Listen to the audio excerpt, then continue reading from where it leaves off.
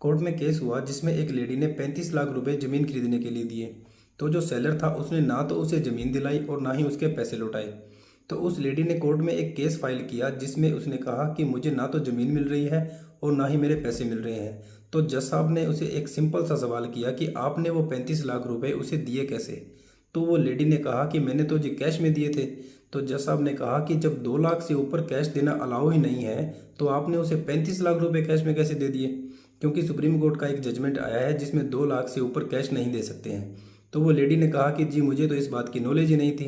तो जज साहब ने कहा कि ignorance of law is not an excuse. आपको नॉलेज नहीं थी ये बहाना अब कोर्ट में नहीं चलेगा। 2 लाख से ऊपर कैश देना अलाउ नहीं है। तो ये बात आपके लिए भी है, अगर आपसे कोई बोले कि 2 लाख से ऊपर कैश दे दो तो ऐसा बिल्कुल ना करें, चाहे वो पैसा कोई चीज़ को खरीदने के लिए हो या फिर उधारी क्यों ना हो जाए।